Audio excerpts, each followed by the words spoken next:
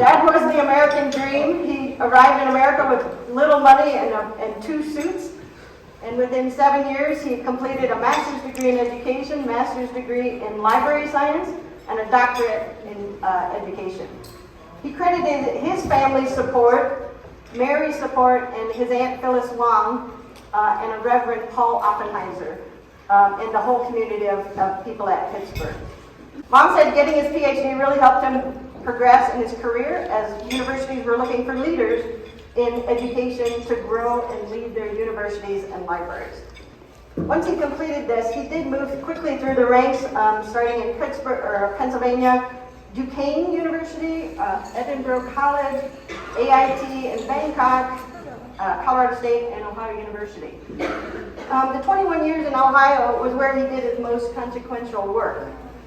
Dad also loved documenting our lives with photos and videos and sharing them. He always had a camera. He always made us line up, taking photos in front of all these famous places. And as a good librarian should, he organized all these photos into beautiful scrapbooks. As we look at all these scrapbooks, we still couldn't believe we traveled to so many places. Not only did we see beautiful places that will remain with us forever, we met the people, we shared their foods, we practiced their customs and learned their cultures. This is all about connections. And in a world of strife and war, my dad wanted peace, connection, empathy, and compassion among people, because that is what matters most. At the end of his career, when he retired from Ohio, one of the programs kind of described him perfectly. The professor of education, a dean of the libraries, distinguished service, noted author and educator, advocate for philanthropy, and world citizen. Few of us thought our dad would relax upon retiring, but none of us anticipated the next move at age 70 to accept the position of chief of the Asian division at the prestigious Library of Congress in our nation's capital. He was the first Asian American to lead this division. In conclusion, our dad was an amazing man. Our family is an amazing family, and we were so blessed to have him as our dad. He worked hard and was amazingly accomplished by taking advantage of the opportunities given to him. He jumped at chances to be a leader and mastered the art of human interactions to have influence in supporting libraries and fostering worldwide collaborations. Dad and Mom set such an example for us in the way they live their lives. As the quote says on the program, teaching is not done by talking alone, it is done by how you live your life. Teaching is my life, and my life is my message. May we all learn from his great life. So if you want to honor him, please help an international student, get to know someone from another culture, and help fight for libraries and librarians. He was loved by so many, but at the end of his life, he expressed how lucky he was. So you can rest now, Dad. We stand on your shoulders. You and the lessons you taught us are forever in our hearts and our minds. I'm Steve, Lu Tao, or as our uncle likes to call me, Tao Tao, just like he called Bobby, Jimmy. So I'm his nephew, one of his nephews. My father is the 4th brother, but I consider myself as one of Mary and Uncle Hwa-Wei's children because I lived with them for 4 years during part of my middle and high school years in Athens. I'm grateful for the opportunity today to commemorate my uncle and to express my most sincere gratitude to Aunt Mary and my uncle Hwa-Wei. They give me a chance to the best life in the U.S., pursue higher education, and a career I love that I couldn't imagine of achieving had I stayed in Taiwan. I'm also here on behalf of other family members who couldn't come to mourn and celebrate because they're not able to travel. Because of Uncle Hwa-Wei's sponsorship, we flourish in the United States. Most of you already know how great and accomplished Uncle Hwa-Wei was. He touched so many people's lives and changed their presence. If all stories are to be told, I think it would take hours and days. But I'm here to bring up what my cousin James or Housen had him to thank for, and he asked me to express his gratitude. Our great uncle, Min, Uncle Hwa-Wei's older brother, was a pilot who was shot down in 1959 in southern China during a mission on a B-17 bomber modified for reconnaissance by the CIA for the Republic of China in Taiwan against the Communist China. It was a mission during the Cold War that was so secretive that it was kept for 20-some years without allowing even the family to know any details beyond the Iron Curtain.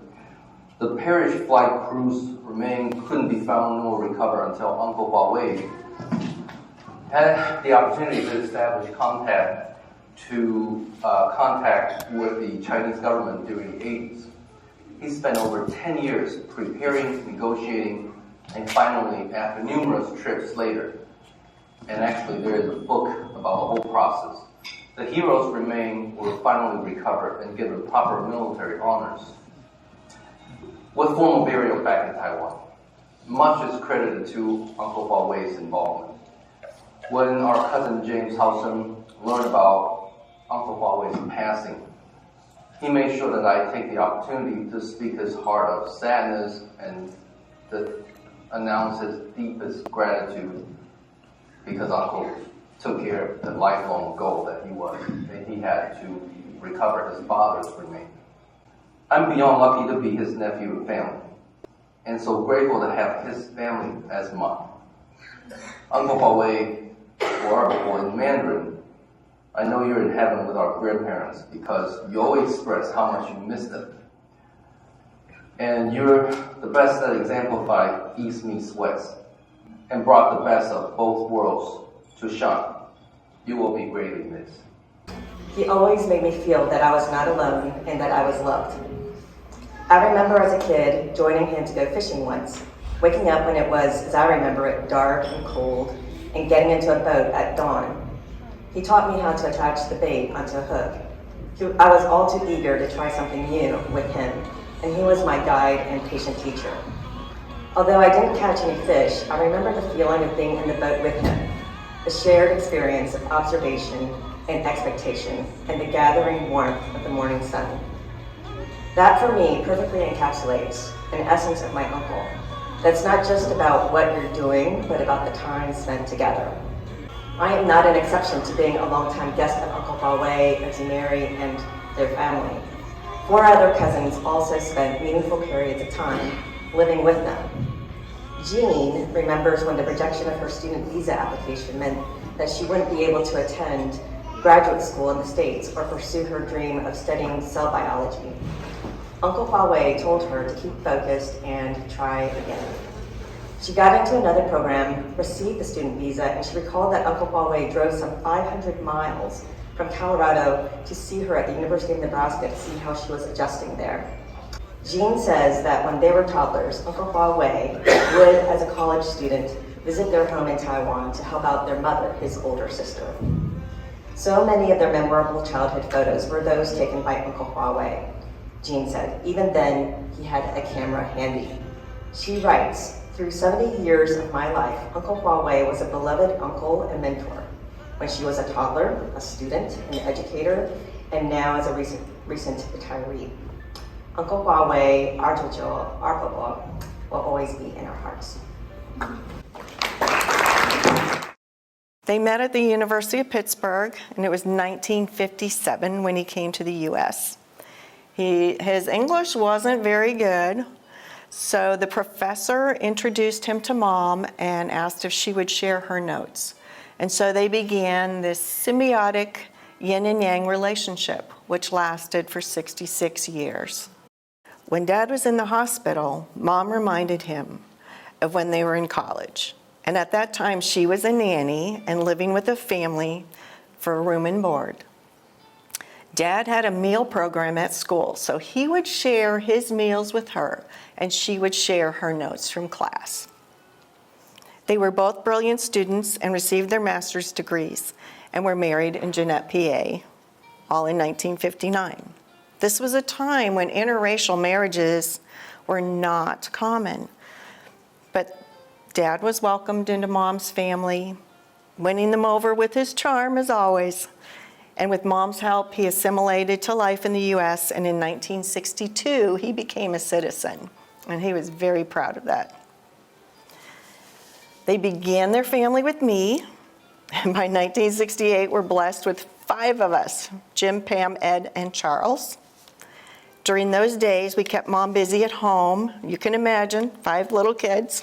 Pam, Ed, and Chuck were all just 1 year apart. It was at that time that Dad had the opportunity to take the position at the Asian Institute of Technology in Bangkok. Mom knew she always wanted to travel. So with 5 kids in tow, there we went. And it was a wonderful adventure.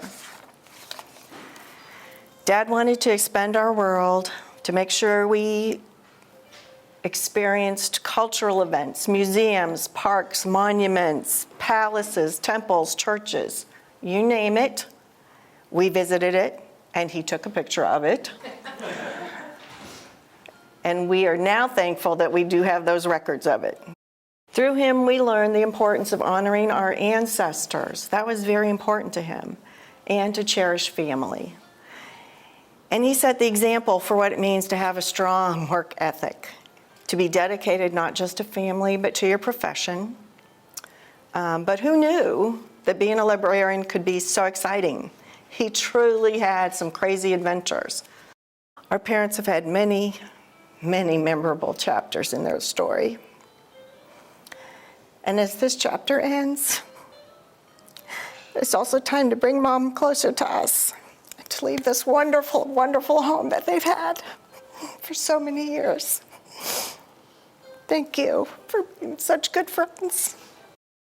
He taught me to be proud of and embrace my Chinese heritage. And I loved telling and bragging people that I'm Chinese. No one ever believed me. But it made me feel special. From a very young age, he instilled in me how important family is. He was the center to all our little families. And he showed us all so much love and compassion to each of us. And I'm so proud to be his granddaughter. And we had a special bond being his first grandchild. He would always greet me with saying, "My baby, my baby, my baby," and probably pinching my cheeks. Now I say that to my children. I'm glad I could give him some great grandchildren to see, Cole and Kennedy. And they love him so much every time we got to visit him. And I promise to continue to share his memory with them. He always made me feel so special. He encouraged me to go further in my education by getting my master's in nursing as a nurse practitioner. It warmed my heart hearing him tell people what I've accomplished. And I could feel how proud he was of me. And I cherish all of our time together, our family reunions, visits, all our delicious Chinese meals, and all the hugs and kisses. He touched so many lives, more than I can possibly imagine. And he's missed beyond words, although this time is sad. What's left is a lifetime of memories, and I get to keep close to my heart. I think a large contingent of people know my grandfather through the context of his accomplishments, of which there are many. If I'm being honest, it's too many for me to keep track of. Those that were fortunate enough to know him personally and speak to his generosity, his kindness towards those around him, and generally his never-ending wellspring of positive energy. In case you were ever wondering if he was the same man in his personal life, unequivocally, yes. In spite of the challenges he met in his life, he was never cynical and always did what he thought would bring the most good. They say the best time to plant a tree is 20 years ago, and the second best time is now. And I feel it's fair to say that we are all enjoying the cover and comfort of trees that he planted many, many decades ago. This is true both in his professional and his family life. As one of his 11 grandchildren, and having lived with him and my grandmother for 2 years as a child, I can attest to how active he was in my own life and in the life of my fellow cousins. In 2009, I had the privilege of joining him on one of his work trips to China. It's no exaggeration to say it opened up my world and basically shaped the next decade of my life. I wanted to be a world traveler just like him. I saw how people revered him, which he returned with the utmost humility.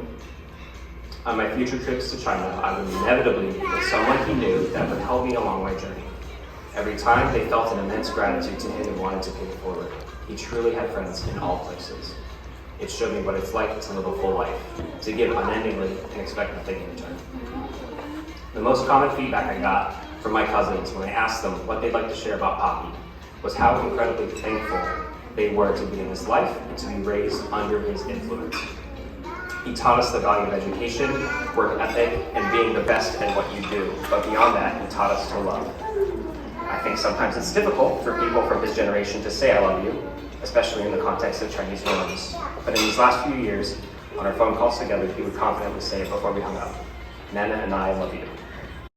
I was fortunate to have the opportunity to travel abroad with Hwa-Wei. We traveled to Taiwan and Hong Kong and China. And on one of our first trips, we were invited by the government of Taiwan, as Hwa-Wei had arranged for me to do a 2-day lecture at a university, Finshaw, I believe it was called, in Taichung, another major city in Taiwan. And when we arrived in the capital city of Taipei, we were met by government officials. They provided us with a car and a driver, and we stayed at a very elegant hotel in Taipei that at that time was still owned by Madam Chiang Kai-shek, who was a widow of the founder of Taiwan, Chiang Kai-shek, of which Hwa-Wei Lee's father was a high member of that particular cabinet. During our visit to Taipei, we visited the central government offices, where I learned that many of the top officials in Taiwan's government, or Taipei's government, were former classmates of Hwa-Wei's at the Taiwan University, National University, where he was not only a classmate, but he was senior class president. And I was very impressed to meet these people who, after all these years, still remembered Hwa-Wei and treated him with great respect and affection. His legacies continue here at Ohio University and continue all over the world, wherever his expertise was laid down and touched people and libraries throughout Asia and throughout our own country. Most importantly, I believe his legacies will continue through Mary, through his 6 children, his 11 grandchildren, and his 3 great-grandchildren. I know personally my memory of him and his special qualities of excellence, dedication, humility, and friendship will remain for the rest of my life. I'm confident that God continues to bless Hwa-Wei, bless his soul and for eternity as he rests in peace. Farewell, my friend. God bless. I'm so sad to hear about Dr. Lee's passing. I had known Dr. Lee since my college days at Ohio University when I worked for him as a student assistant. Every Chinese student in essence knew Dr. Lee and loved him. I had known Dr. Lee well when I started writing his biography in 2008. I read his works. I interviewed him. I collected information about the war he and his family went through, the countries he had been to, the people he had been acquainted with, the libraries he worked for. It was an incredible writing experience for me. I felt so happy and honored to write down his legend. And I therefore had found a role model and supreme wise mentor for the rest of my life. We all love Dr. Lee, and we will always miss him. Words cannot express the deep sorrow after learning of Dr. Lee's passing. Memories from 35 years ago flooded my heart, leaving it heavy with grief. Dr. Lee earned a remarkable reputation in the field of international librarianship with his many great achievements. I was fortunate to be one of the library interns through his exchange scholar program. Dr. Lee is the person who completely changed my life. Without his help, I would not have been able to realize my American dream of coming from Beijing to United States to get my graduate degree and to have a successful career. Dr. Lee was a kind, modest, and a great international leader in the library field.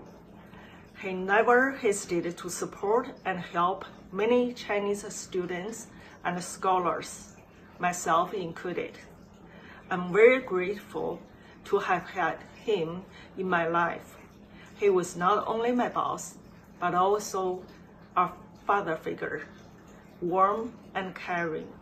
Many of us international library interns often had holiday parties at his house, almost like our second home when we are thousands of miles away from our own homes. He was my benefactor, and he will forever live in my heart. Rest in peace, Dr. Lee. You will be deeply missed and forever remembered by all of the library interns from China. I would like to have you raise your glass and join me in a toast. To Hwa-Wei, a loving husband and devoted family man, scholar, mentor, brother, uncle, and friend, who led by example, lifted us up, and forever left his mark on all of us. A man who lived not just a good life, but an extraordinary one. Thank you. Hey, Hwa-Wei. Cheers. Cheers.